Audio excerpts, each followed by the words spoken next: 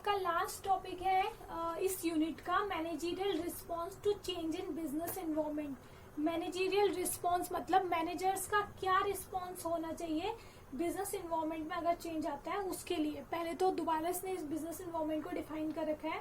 Business environment क्या था? Business environment means the sum total of those factors which influence the business and over which the business has no control। मैं दोबारा बता रही हूँ, business environment का मतलब है वो फैक्टर्स, उन फैक्टर्स का टोटल जो बिजनेस को अफेक्ट करते हैं और जिन पे बिजनेस का कोई भी कंट्रोल नहीं होता।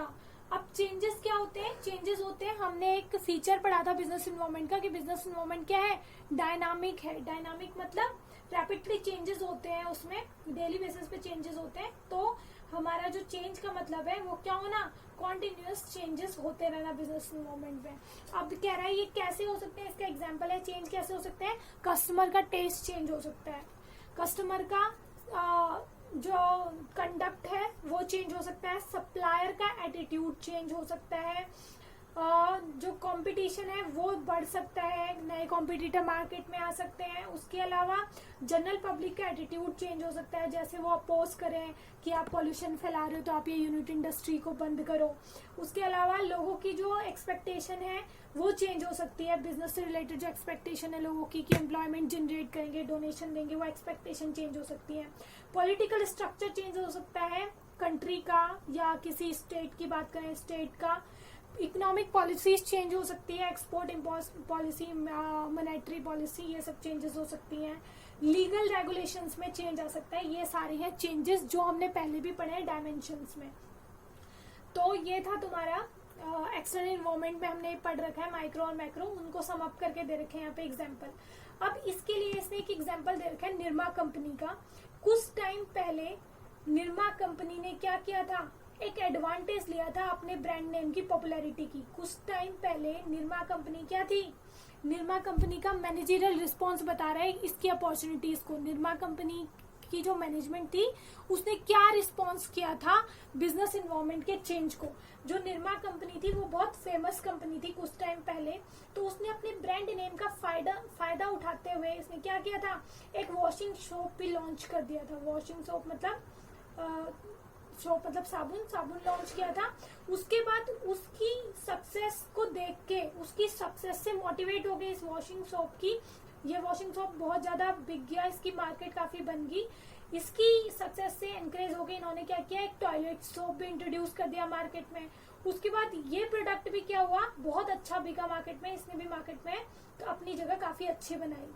In this way, the Nirma company made an environment analysis and reached the conclusion that the external environment offered some opportunities to the company। अब कह रहा है इस वे से अगर हम देखें तो निरमा कंपनी ने इन्वायरमेंट का एनालिसिस किया, उसको एनालाइज किया था और वो एक कंक्लूजन पे पहुंचा कि जो एक्सटर्नल इन्वायरमेंट है वो उसको क्या दे रहा है? अपॉर्चुनिटीज दे रहा है। किस बात की अपॉर्चुनिटी थी वो? कि उसका जो ब्रांड नेम था वो पॉपुलर था, वो इसका फायदा उठा सकता है।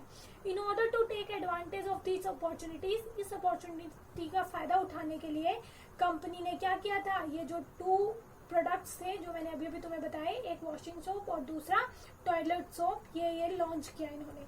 तो ये थी Here the strategies of launching 2 new products in the market is the diagnosis of environment analysis। अब देखो ये मैनेजरियल रिस्पॉन्स था निरमा कंपनी वालों की। इन्होंने 2 नए प्रोडक्ट लॉन्च किए, क्या? इन्वायरमेंट एनालिसिस को डायग्नोसिस करने के बाद। डायग्नोसिस का मतलब होता है पहचान करना या फिर उपचार करना। तो इन्होंने क्या किया? पहचान करने के बाद अपनी जो भी एक्सटर्नल एनवायरनमेंट इनको अपॉर्चुनिटी दे रहा था उसकी पहचान बंद करने के बाद इन्होंने क्या की? स्ट्रेटेजी बनाई 2 नए प्रोडक्ट लॉन्च करने की।